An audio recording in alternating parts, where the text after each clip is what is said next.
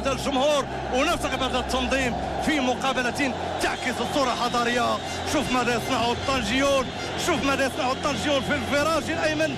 يعني صور تبعث على الدهشة، تبعث على الإعجاز، تبعث على قشعريرة الأجساد والأبدان فيما التعبير. كيفما حاولت أن نعبر لن أفي هذا الجمهور ولن أفي حقه. هذه صورة الطنجيين، هذه صورة الشماليين، هذه صورة مناصر كرة القدم المغربية.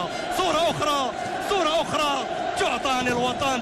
امرح يا وطن، اسعد يا وطن بهذا الذي يخلقه الأنصار.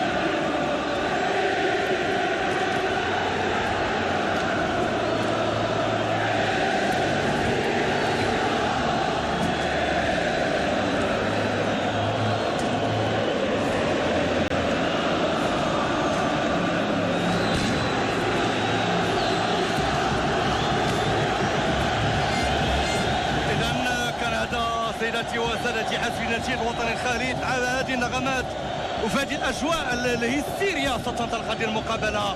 قلت انه الجمهور الطنجي لم يحضر كما كان متوقعا بقرار امني بعدم السماح للجمهور التطواني بالتنقل لطنجه جماعه. فيما الان منذ تقريبا 3 دقائق تقريبا 200 حتى 300 مناصر تطواني ربما جاءوا فرادى، وربما البعض منهم يسكن او يقطن بمدينه طنجه، ومن الان اخذوا الفراج الايسر لمتابعه هذه المقابله التي اتمنى بان تفي بالغرض. نمشي بسرعه ونعطي تشكيله اتحاد طنجه.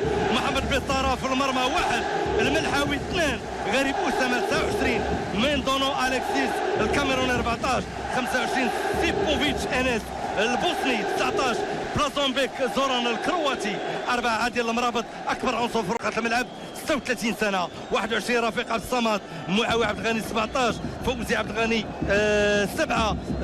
هناك كذلك عبد الفتاح بوخريش الوافد الجديد من القلعه الفتحيه يحمل رقم 27 في دكه البدلاء. هناك امعاش عبد الصمد، بكر هلالي 30، فخر مروان 90، هناك كذلك 33 امعاش عبد الصمد، 13 عبد العلي العبوبي، بدر كشاني 10، احمد حمودان 11، ايت المعلم جمال رقم 5 مدرب الفريق الجزائري عبد الحق بن شيخه.